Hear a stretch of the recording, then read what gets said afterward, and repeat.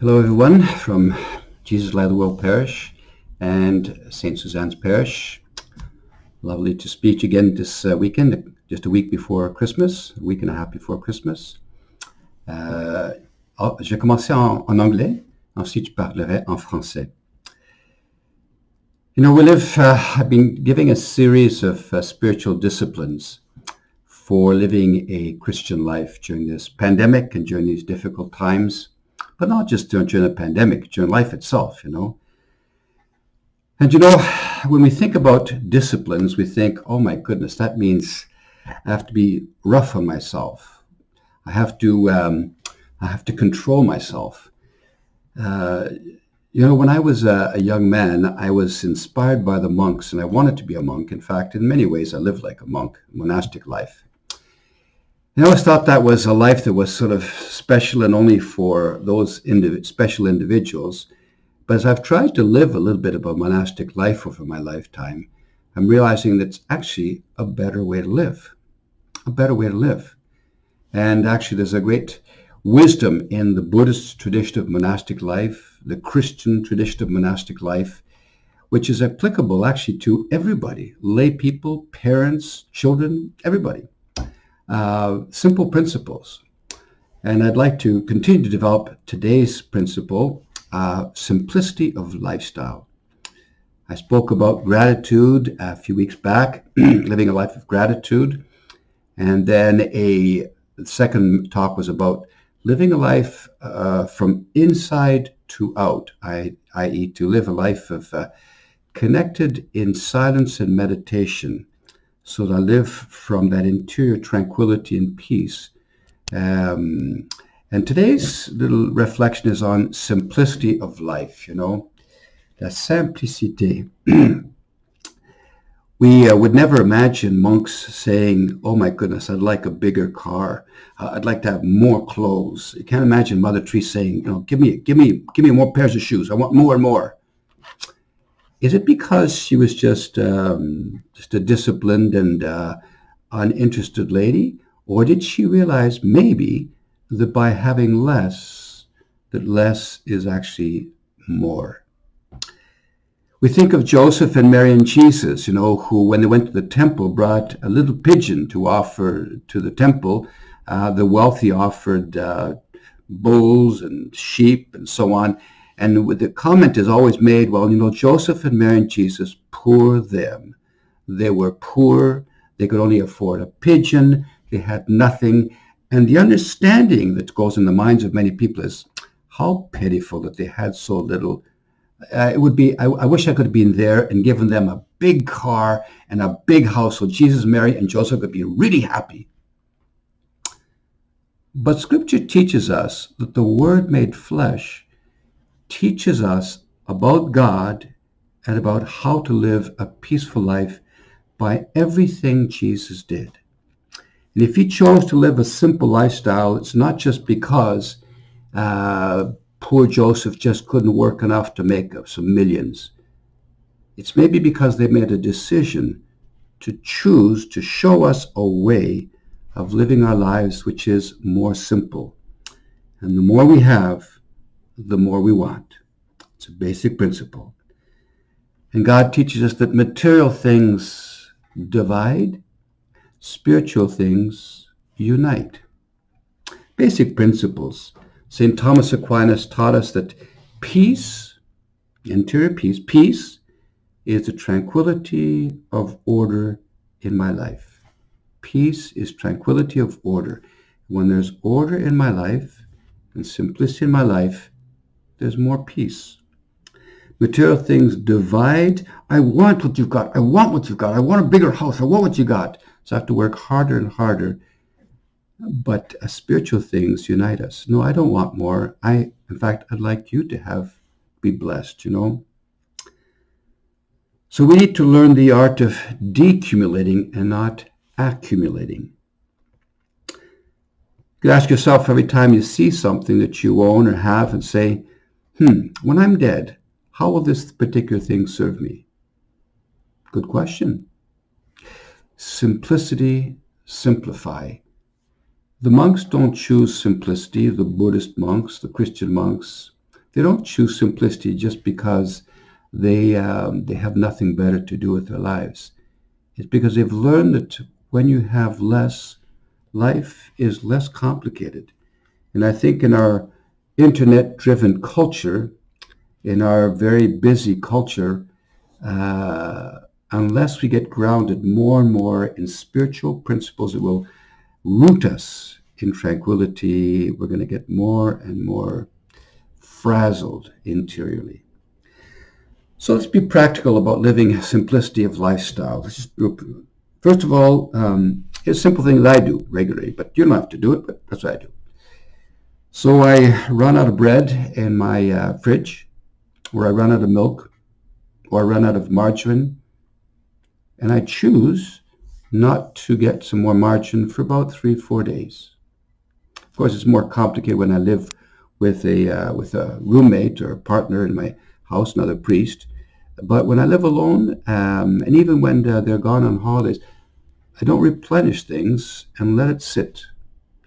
I use up what I've got and let it sit for a couple of days. And then when I buy it again, I said, oh, how wonderful to have bread again. There's a kind of like a joy of living more simply. It's just a suggestion, especially during Advent or Lent. You could try that exercise as a family. If you look at another practical thing, if you've got something in your home that you haven't used for a year, look at it and say, do I really need this? If not, maybe somebody else could use it as well. We're always trying to make things more simple. We're saying, I hear people often saying, gosh, if you just did this, it would make life so much simpler, so much easier. You wouldn't have to exercise.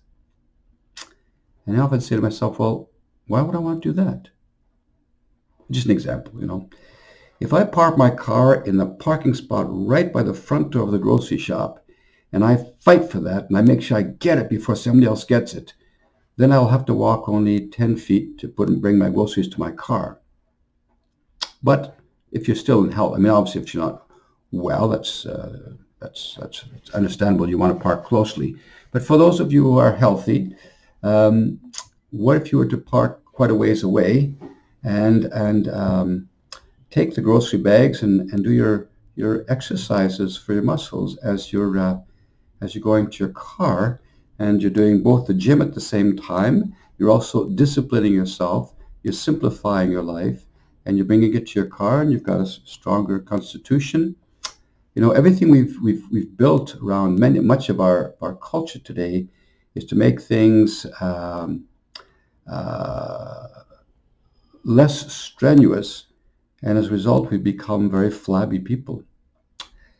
So simplicity. It sounds crazy, but when I bought my car 10 years ago, and the guy said, well, would you like this? What additives would you like, or add-ons would you like your car? And I said, well, nothing actually. You mean you don't want electrical windows? No, I don't want electrical windows. Well, why not? It would make things so much easier for you. Well, I said, well, I don't want it. I want to be able to work, do something. I want to move. Simplicity, The monks and those who live a monastic kind of life seem to simplify things because we're constantly conscious of our body and want to keep it working well. Children, for example, don't need more and more toys. What they actually need are more brothers and sisters is what they really need. Kids don't need toys. We can play with toys for sure, but that's not really what brings joy. People bring joy. Brothers and sisters bring joy. Laughing. And we've got this, we're convinced that I want to do the best for my kids. And I'm not challenging that we need to do the best for our kids. I'm just challenging our mindset. I'm trying to challenge with a Christian mindset. I got to give the very best for my kid so he has everything he wants. Is that what the children need? The fact that they may have their own room, that's great, wonderful. But maybe if they have to have a shared room, maybe they have to learn the basic discipline of sharing things with other people, being quiet when the other's sleeping. These are basic human virtues lived in a simplistic lifestyle. The big movement here in Montreal is what we call monster mansions. We want houses that are bigger and monster. Our grandparents seem to be contented with just a little bungalow, and we're quite happy with that. I guess I'm challenging the way we're thinking as a culture. Do we really need bigger and more? Or is the monastic tradition of living more simply, more freeing? Think about it. You may not agree, but every day we can ask ourselves, how can I simplify today? So it's the Advent season is upon us, and Christmas, just a quickie thing for you to think about. We've got a lovely creche at Mary Queen of Peace, a lovely creche at St. David Church, if you want to come by sometime, visit, especially on the weekend of the 18th and 19th of December. The churches will be open. You can come in with your kids and see it. There's going to be a little program put on by some teenagers. There'll be more information coming on that. You're welcome to come. So, Lord bless you. But the Lord teaches us the disciplines of Christian life. And the one today is simplify. Simplify. Too complicated. Alors, je switch en français là, brièvement là. Je pense que les disciplines d'une vie chrétienne sont essentielles pour qu'on puisse prendre la maturation.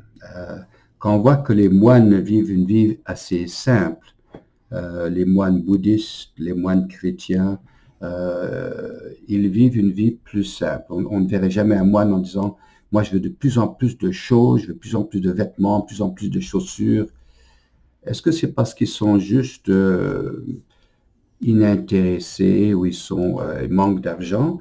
Ou est-ce que c'est parce qu'ils ont compris que quand on a moins, on est des fois peut-être plus heureux?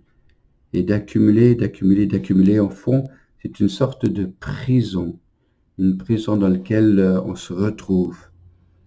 Hein, Saint Thomas d'Aquin disait la paix intérieure, c'est la tranquillité de l'ordre dans ma vie. Alors, une discipline que je vous propose aujourd'hui, la première c'était sur la gratitude, la deuxième c'était sur la méditation et le silence intérieur. Cette fois-ci, c'est vivre une vie un peu plus simple. Vous savez que, comme disait Joseph, Marie et Jésus, on dit dans les Écritures saintes, étaient un couple et une famille pauvre. Et dans la mentalité de beaucoup de gens, le fait qu'ils étaient pauvres et qu'ils vivaient une vie simple, c'était bien triste. C'est dommage. Ça aurait été bien mieux qu'ils aient beaucoup de choses et des grosses maisons, etc. Ben non. Le Verbe fait chair était en train de nous enseigner par tout ce qu'elle a vu et vécu dans sa vie. Et si Joseph, Marie et Joseph ont choisi de vivre de façon plus simple, c'est sûr que ça faisait partie de leur culture aussi, mais de choisir de vivre dans la simplicité, c'est peut-être parce qu'ils avaient un message à nous donner que la simplicité est aussi un chemin de libération. Le Fils de l'homme n'a pas de place où reposer sa tête, dit l'Écriture sainte. Alors, moi, je propose comme discipline durant ce temps de pandémie pour essayer de vivre une fondation plus solide dans notre vie intérieure, contemplative, une certaine simplicité. Alors, quelques petites choses pratiques, vous en ferez ce que vous voudrez, mais tu sais, on ne peut pas attendre que le pain soit fini dans le frigidaire ou le beurre, il faut tout de suite en aller chercher tout de suite d'autres. Oui, c'est bon. Mais si on vivait 2-3 jours sans pain, 2-3 jours sans lait, 2-3 jours sans le beurre, et que quand éventuellement on va l'acheter, on se dit oh, c'est formidable d'avoir du beurre. Ça semble bête, hein? Mais c'est une façon de créer une certaine libération, de toujours accumuler une certaine simplicité en disant écoutez, je peux vivre pendant quelques jours sans banane. Et puis, quand je l'arrête de nouveau, ce serait un moment de réjouissance. C'est-à-dire que c'est bon d'avoir ça. Si vous avez des choses accumulées à la maison qu'on n'utilise pas depuis 1 an, peut-être c'est le temps de s'en débarrasser.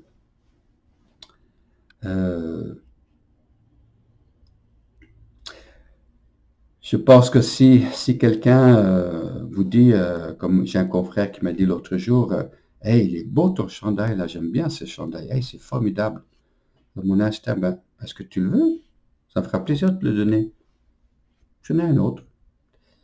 C'est ce détachement, on appelle ça le détachement. La simplicité, c'est le détachement des choses. Le Bouddha parlait beaucoup de ça, le Christ a beaucoup parlé de ça.